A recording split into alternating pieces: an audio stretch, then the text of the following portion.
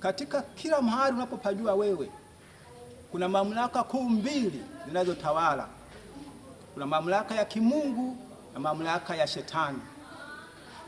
Hizi zipo kila mahali, zimeweka mawakala au watumishi kila kona unayojua wewe.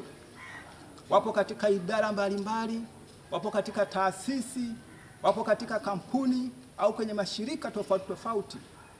Yaani kwa ufupi, kila kitengo popote duniani kuna watumishi wa aina mbili, walio wa upande wa Mungu au wacha Mungu, na wale watumishi walio wa upande wa shetani.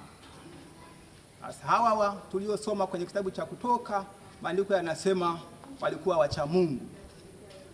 Amina. Kwa hiyo omba sana, ili inapofikia hatua hii ya kupata baraka ya mtoto katika wazalishaji wanaopangwa zamu, Mungu akusaidie watakaopangwa kwa ajili ya kukuhudumia wewe wawe wacha Mungu. Amina. Ngoja nikuulize swali, au fikiria pamoja na mimi swali hili. Hebu fikiria, pengine una ujauzito pengine wa mtoto wako wa kwanza, au yamkini umekaa miaka 3, miaka 4, miaka 7 unapata ujauzito wa mtoto wa kwanza, au hata kama ni mtoto wa 4, hata kama ni wa 5. Fikiria umehangaika na hiyo hali miezi 9, umefika wakati wa kwenda kujifungua. Ghafla unaenda hospitali, haijalishi ni ya kata, ni ya wilaya, ni ya mkoa, popote pale unapokwenda, pasipo wewe kujua, kumbe wale wazalishaji waliopangwa zamu ya kukuhudumia wewe, yaani wakati ule ambao unatakiwa kujifungua salama, kumbe wana agizo la kuua watoto. Vitu ambavyo walio wengi watu fikiri. Unasema wanaagizo kutoka wapi?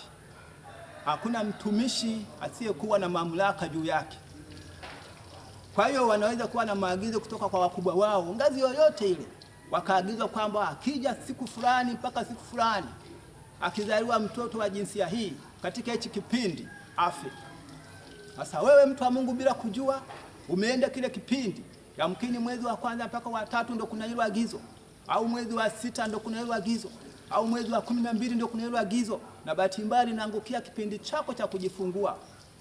Na kumbe katika kujifungua kwako Mungu ameruhusu upate kizazi cha jinsia ile ile ambacho ile mamlaka imewaamuru watumishi wao kwenye hospitali ulioenda kwamba jinsia hii mtoto atakiwi kuwa hai. Ndivyo ilivyokuwa kwa hawa mama. Waliambiwa kizaliwa mtoto wa kiume na afe.